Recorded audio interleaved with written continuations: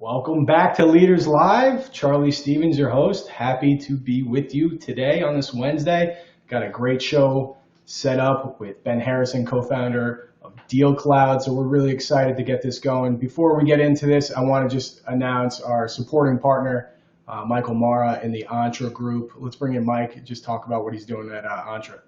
Hey, Mike. What's up, Charlie? How's it going? Well, man, going well. I just had a big birthday party for my son, 3 years old, dinosaur birthday party. If you follow me on social media, you've seen a lot of dinosaurs, but I digress. How are you doing?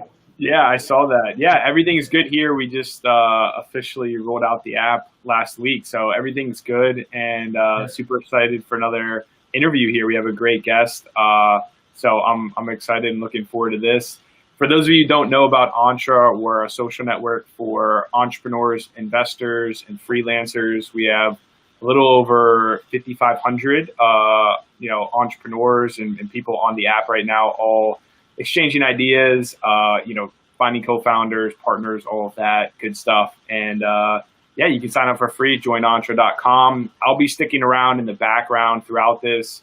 I know we have people watching on a bunch of different platforms, whether it's LinkedIn or YouTube or whatever. So if you have questions, feel free to just drop them in the chat or in the comments. I'll be taking some Q&A at the end. And looking forward to this. Let's jump right into it. Congrats on the launch too, Mike. That's really good man. stuff. Yeah, thanks. Join Entre.com, check out Mike's app, and download it and be a part of the community. Thanks, Mike. All right, see you soon. Just again, the reason why we're doing this, we want to talk with CEOs, founders, and venture capital funds, understand how business leaders operate. And once we understand how they operate, what they're doing, what their business model is, hopefully we can connect them with like-minded business professionals. So before we get started, again, I want to say to everyone, if you're watching on YouTube, LinkedIn, whatever it may be, definitely check in, say hello in the comments, send your profile over. Treat this as almost a networking event while also asking the questions to Ben as we have this conversation, because we will do that Q&A with Mike right around 3:30. So let's bring in our guest, Ben Harrison, co-founder, DealCloud. How are you, sir? Doing great, Charlie. How are you? I'm great. Very happy to have you on, and thank you for your time. Appreciate it. Well, we're our team and company big fans of Leaders Live. I listened to a couple of your recent episodes with First Mark and Bessemer and all those groups. So we're really excited to be here today. Thanks so much for having me. Yeah, it's super relevant too, I guess, right, with what you're doing and those types of people in the venture capital investment world. Before we get into what you've built at DealCloud, you have at Intapp, kind of bring us back a little bit, give us a little context of where you started and how you got to this location of, obviously being a co-founder of DealCloud. Sure, of course. Born and raised in North Carolina, Tar Heel from an education perspective, and worked in the early years of my career in the finance business. So spent time in investment banking, working for a couple different middle market M&A firms, and switched to the buy side and worked as an investor at a middle market private equity firm in Charlotte, North Carolina called Falfurrias Capital Partners. And that was going back, 10 plus years ago. And the experience and a lot of the procedures and processes we worked on at those firms were pretty manual and pretty challenging. And that was really where DealCloud was born. So we felt like there was a little too much Excel, a little too much Outlook and an ad hoc PowerPoint, and built some really strong software to help investors and advisors, bring some structure to their day and some procedure and process to their firms. So we got going, decade plus ago and have had great success. And as you mentioned, we get to work with a lot of the firms that you bring on to your show. And so a lot of those groups that you've talked with and have interviewed are clients of ours or prospects of ours. So this is a really relevant conversation for us today. Yeah, it seems like there must have been a real need to create this CRM pipeline management system for that community too, because it's so complex with the deals. But let's talk about DealCloud, what makes it special. Again, I kind of touched on a little bit of a CRM, but it's almost like a CRM on steroids from what I understand. It's really interesting. I think when you look back at the industry, you look at the big technology giants, Oracle, SAP, Microsoft, and they were, your first generation ERP technology stacks, and they were really built for operating companies. So if you're a manufacturing business, if you're Target or Home Depot or Ford Motor Company, right, they built incredible software for those types of businesses and were really successful in doing that. And then you had this big shift that started about 20 years ago, where a lot of these companies started moving that software to the cloud. And your first versions of this were Salesforce and Workday, and Microsoft added some cloud-based software, and they were very successful with that. But the strategy was the same: build a big horizontal software box that you could drop an operating company in. Nike uses the same technology that Home Depot uses, right? They sell a product, they have a customer. And I think if you look back over the past 10 to 15 years, as the cost to develop software has come down, and as the security and the ability to kind of serve enterprise grade clients like banks has come up with the advent of the cloud, you have a lot of these like vertical specific applications, meaning, right, we have a big end market that we serve: investment banks, private equity firms, venture capital firms. But really, when you compare that to the broader market that SAP and Oracle, a lot of those firms were serving, it's smaller. So we like to, talk about our business and talk about our product as a vertical specific application that's really dialed in, right, and built for the needs of deal makers and what they do on a day-to-day basis. Because it's a little bit different. They're not selling a product to a customer. They're working on a transaction that ranges from $10 million to $1 billion in value. And it's a little bit more of a complex problem to solve. And we're putting some really unique software around that. Well, it seems like there's different levels too, right? So the structures of a lot of these investments are structured out, tiered out, depending on who owns the product or what type of deal they're going through. So for my issues with using Salesforce in the past is that it may have been set up improperly, and now we're catching up, and it's like it's almost a data input, but I need the reminders, I need it set up appropriately, and it seems like you guys have kind of structured that out in this complex manner as well. Is that correct? It's you're spot on here, and it takes a bunch of different flavors. So if you think about the world of principal investing, and let's put stocks and bonds to the side for a minute, because the liquid markets are served really by the trading floors. But for all of those who are making investments in private companies, those take on a bunch of different flavors, right? A venture investment in a Series A round. I may be investing credit to support an LBO or a buyout of a company, or I may be the equity check to do that LBO, or it could be a real estate investment. And so what you described in terms of your frustration with a couple of those configurations, we have built templates and best practices for all of the different flavors of investors. So if you're a venture investor, if you're a growth equity investor, if you're a private equity or private credit investor, we have these best practices templates that we've learned from working with really thousands of prospects and clients at this point, where they've told us, these are the specific needs that we have as a real estate advisor. We sell hotels, right? This is our process. And so we create templates around those, and we deliver that in the vertical specific software. And it really helps our clients feel like it's curated to their exact business.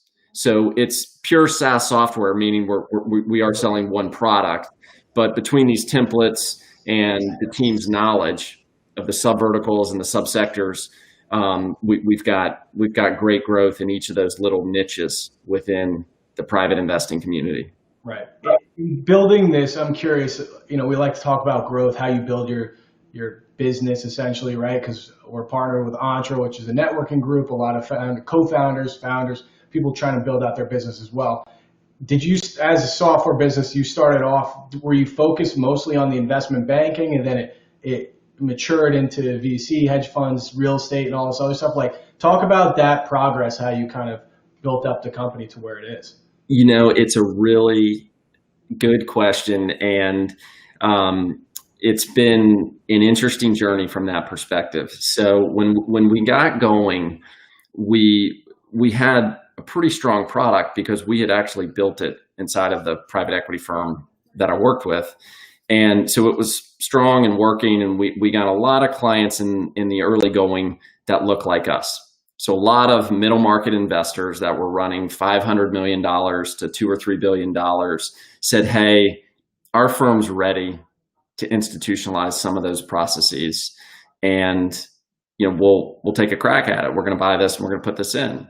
And so in the very early going, it was really the investor community that was moving from your really large horizontal software companies like Microsoft and Salesforce to say, you know what, I'm going to dip down and work with a vertical specific software company who is smaller than Salesforce, of course, but who we believe knows our market and knows our needs better than some of those big companies. And so in the early days, it was really the investment community, the people who were putting capital to work, that were our first clients. And the banks were a little bit slower. As you can imagine, they're risk averse, there's more regulation, there's more security requirements. And so that business came a little bit later. So we started with the investment community. It's really been in the past kind of 5, 6, 7 years where the banks have said, we're willing to put data on the cloud.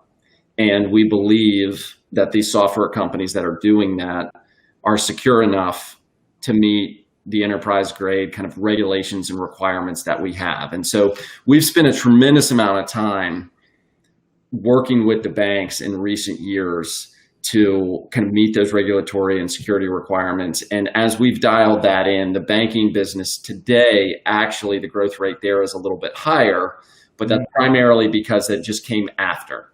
Right, so you had the investors as first movers, which is typical. The venture investors take more risk in their investments, and they take a little bit more risk working with partners and software providers. So pretty natural progression. How about this? In building an actual software system that's working like this, from the two co-founders creating this to leveling up, did you focus mostly on software engineers for the first stage of hiring? And then when did you get to the sales part of it? It's not really a question I typically ask, but I think it's interesting just to understand how you built out the team, because it's obviously doing well right now. And you're in over 300 private equity firms with the software, but you've grown it appropriately where you have a strong team clearly. And I'm curious of how you built that team. Yeah, it's a great question. So I think in the very beginning, it's heavy software development because you've got to get the product there. But there's a good rule of thumb for companies like this where you want to stay pretty balanced. And I think the market would say, a third in terms of your spend each year. A third of that or 40% of that needs to go towards R&D to keep your position in the market so that you're continuing to invest every year and make better and better software to keep your pace and your lead against the competition. And then, a third of your dollars actually have to go to supporting your clients, implementing the software, client success, great account management to make sure that when your clients buy it from you, they drive a lot of value from it. So, we spend tremendous dollars and have tremendous headcount today dedicated to the delivery of the software, just driving it home and driving that adoption.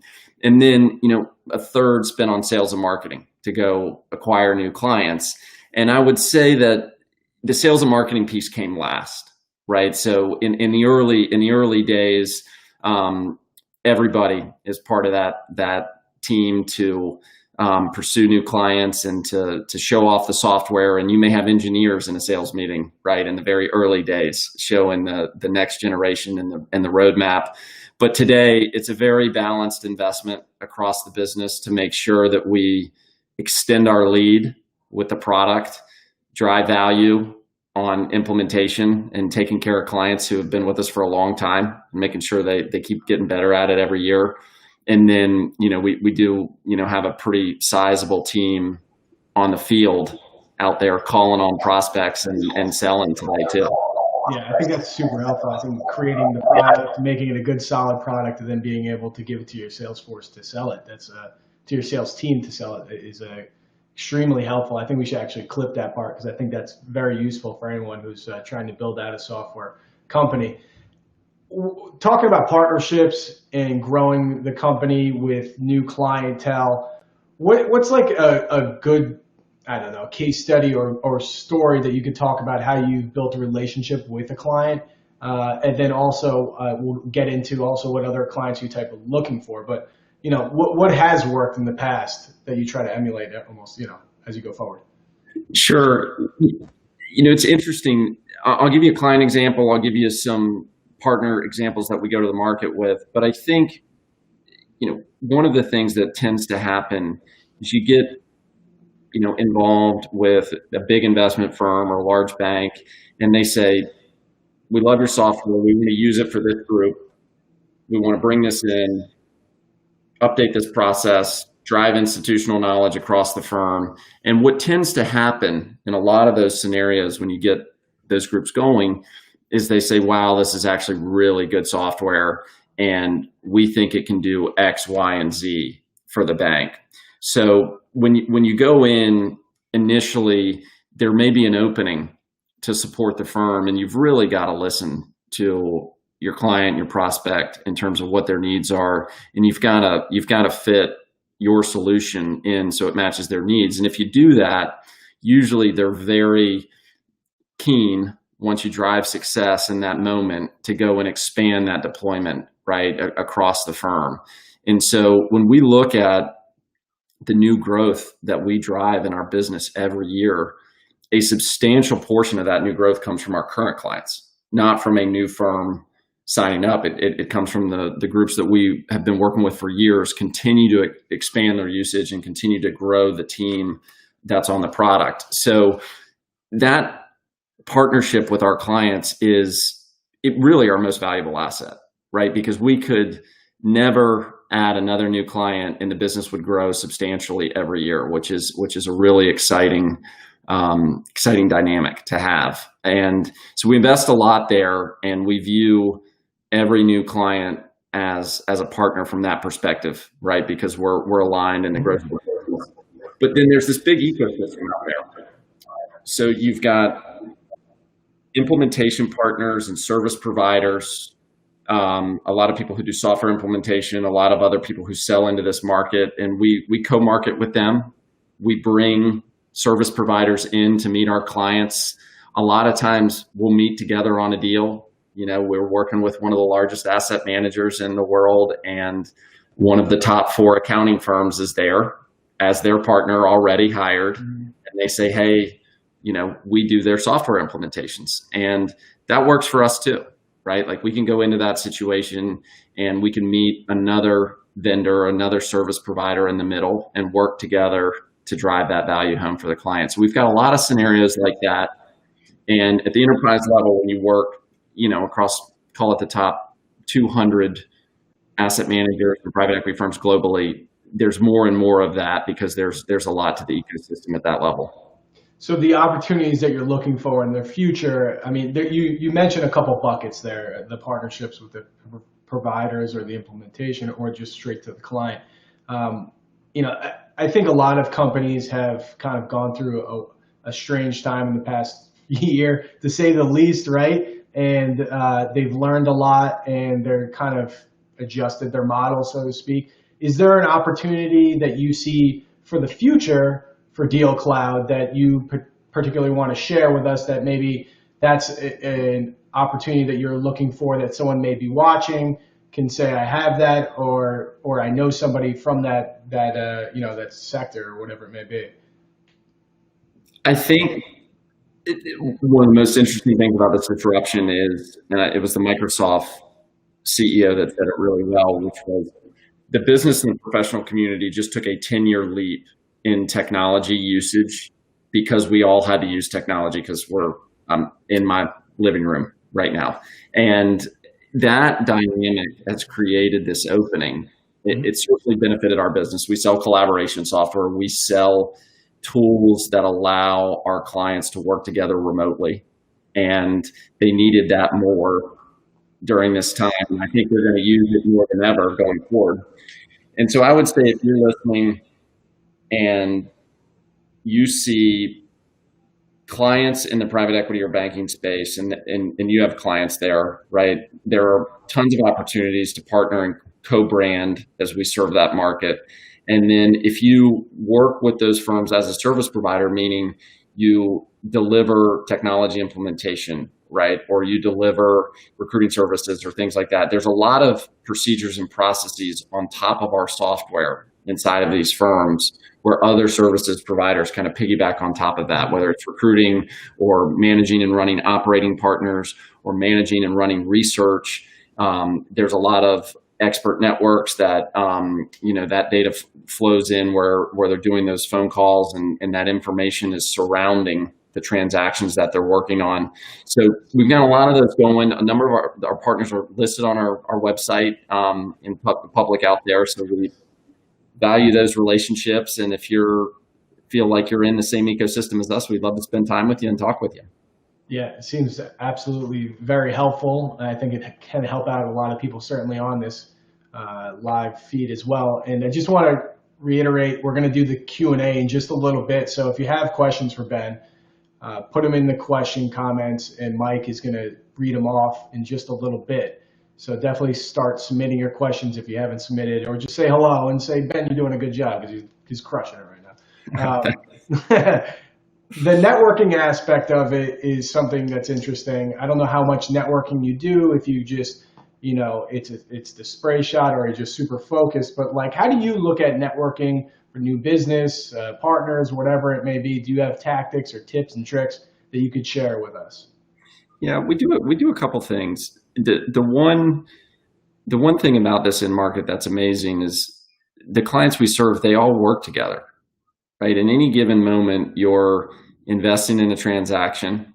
And if you're investing in a transaction, you're probably buying that from an intermediary or a banker who's representing the firm.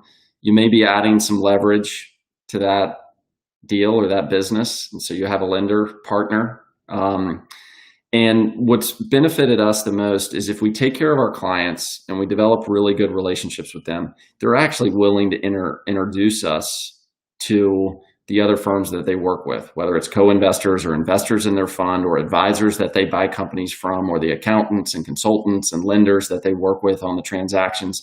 So our number one network effect has been our current clients that we have great relationships with saying, hey, you need to meet DealCloud. We put their software in, it's working really well for us. We're driving value from it.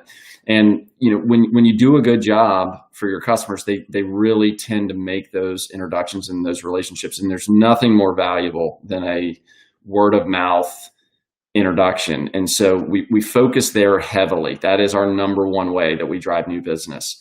But we have two other efforts that are quite successful. At any given moment, there are a series of firms in the market that may be looking for a technology like ours. And in that moment, it is our job to make sure that we have somehow communicated to that firm that we exist and that our software may be a great option for them. And the way that we try to do that is what we call nurture campaigns, meaning we create thought leadership, we create content, and we try and push that out to the market. Like this interview, this video is a great example of our efforts to do that. We try and push that out to the market so they see who we are and they know who we are without having to discover who we are. So we're trying to be helpful to the entire community of prospects and clients with information, thought leadership, so that if inside of their firm, they think we need pipeline, we need CRM, we need deal management, they think, let's call DealCloud, because they've read our stuff, they've heard from us. And that's a great way to do it, because it's not, it's not aggressive sales tactics. It's just a way to be helpful to the community. And so we spend a lot of time there. And then finally, we do have a direct sales force that calls on clients, but what that looks like is usually, I cover Toronto, right? I've got 15 clients in Toronto. I'm going to go and spend a couple weeks up there and meet all my current clients, but I'll probably see if I can get introduced to a couple other groups and go make some calls. Of course, those calls are coming through Zoom today, and we're not knocking down doors. But the good old-fashioned direct sales team certainly works, and that is part of the strategy too. Yeah, I think that's very important what you talked about, right? You need to have a clear communication of what you do to even start networking, right? Because if you meet a bunch of people and they don't know what you do, what's the point of meeting these people? And then having it so clear and concise that they could actually go to their friend who is maybe, the next person they talk to. Oh, you should talk to that guy because he does this. So having that clear, concise way of having it, and again, through this content, maybe someone's watching this and they can maybe connect you with them to another partner or whatever it may be. But I think that's a very insightful tip there. We're going to bring in Mike for the Q&A. Mike, how you doing? Really good. This was awesome. Ben, you've been dropping some value bombs this whole time. This has been great. We have some questions. You kind of hinted on some of this stuff too. I want to talk a little bit more about this the partnerships thing, because we have a question here about more for like solopreneurs. So there's a lot of people, especially at the early stages, who are kind of just doing things a lot themselves. And sometimes it's hard to get that first partnership or that first deal through the door. So do you have any advice for people on how to get maybe that first partnership or that first deal when you're talking to companies? Because it's really hard. No one wants to be first, right? So do you have any advice on that aspect of closing maybe your first deal or first partnership so that you can get the momentum going and really start growing? It was a long time ago, and I try to block those early days out of my mind. No, it is a really challenging moment when you're getting going at the beginning. But I would say to the groups who are thinking about buying from one of those firms or partnering with one of those firms, you're in a tremendous position of leverage when you're the first customer or the second customer or the 10th customer. And what tends to happen is, you get a lot more value from who you're working with, and you get it at a lower price because the stakes are greater for the vendor or for the solo entrepreneur who's getting started. And so when the stakes are that high, usually they will outwork and outperform the expectation because there's a lot riding on that. So in the early days, obviously we are so grateful and thankful to all of our clients, but we'll never forget, the early groups that worked with us, and they're all still with us to this day. And they, when they got going 10 years ago, they got a lower price and they got a lot out of our team and at the beginning. So we still provide that same level of service to all of our clients today, but those moments are tough, and I would just advise anybody who's in that position to keep trying. They will break. There will be one that will go with you, and then 2, and then 4, and then 20, and then next thing you'll know, you'll have a big business. So get through those first couple of weeks and months and years. You'll get there. Fantastic. Yeah, I think that's really good advice. And I think early on too, you do have to like customize things to fit, as much the first couple of people, because, that opens up the floodgates dramatically. And there's another question here that I'm curious about too, about any mentors that really impacted your life. I mean, you're dealing with and working with now a lot of massively successful people, and I'm sure you've connected with really interesting people along the way as you've grown your company. Are there any influential mentors or people, and if there's anything that they've taught you that stuck with you through the years? Well, I would probably break it down into a couple categories. We had a number of customers who, if you are a fan of Malcolm Gladwell, I think in the book Outliers, he calls them connectors, where a number of early customers who got really passionate about the technology and the software, and this still happens today, and they tend to be your greatest advocates. So when you have wonderful deployment that drives a lot of value, they're the first ones out there who are beating the drum on your behalf. And I think they, in many ways, are mentors to the business because they're leading us through the market and showing us, the different groups that we can continue to grow with and partner with. And I think secondarily, we have a number of clients who get really passionate about the technology and help us drive the roadmap forward.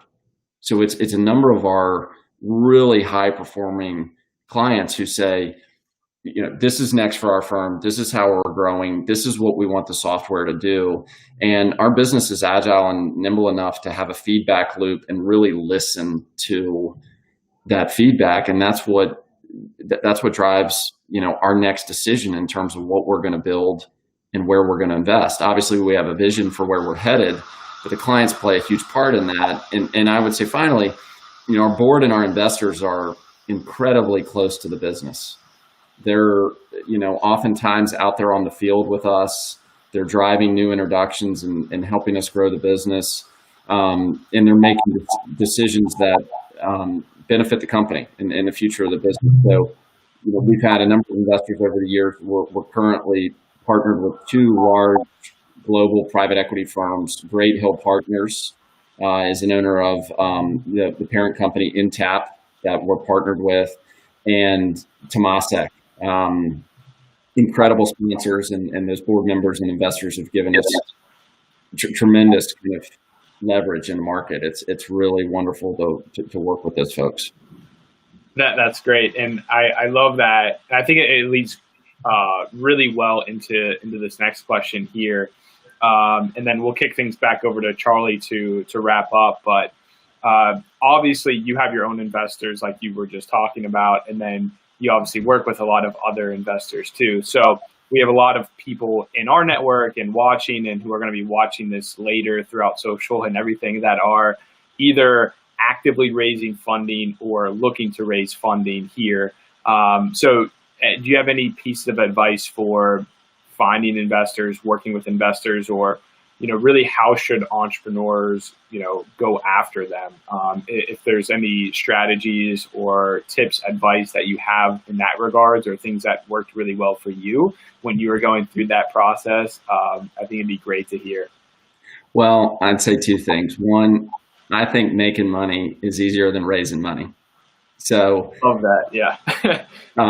Staying revenue focused and focusing on the client and focusing on driving the business forward can really be a golden ticket, because if you're doing that, the investors will find you.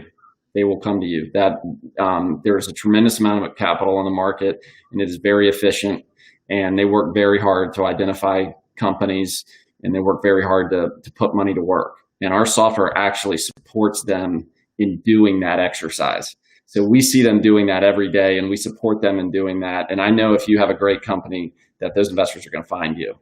And I would say secondarily, if you are actively raising or closing a deal, pick groups who understand your business, who know your end market, who know your clients, and who can be more than capital to you.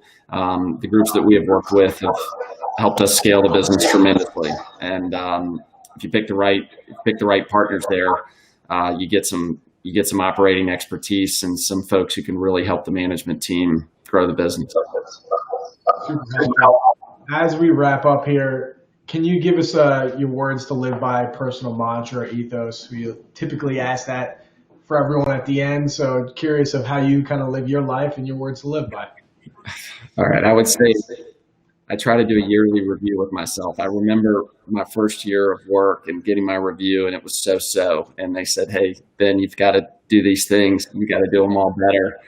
And I remember digesting that and thinking to myself, you know what, that was actually a really productive exercise, and I need to be doing that every quarter and every year. So give yourself a yearly review, change the way you do things, improve the way you do things, and it should lead to success year after year. I think so. It's working out for you, so kudos. We got a long way to go. We got a great team. Long way to go. Absolutely. That's it's been super helpful. I think this has been a great show, great episode. Anything else you want to add before we sign off? So I gotta ask you a question, since you're at Cushman. I know you've got the data here.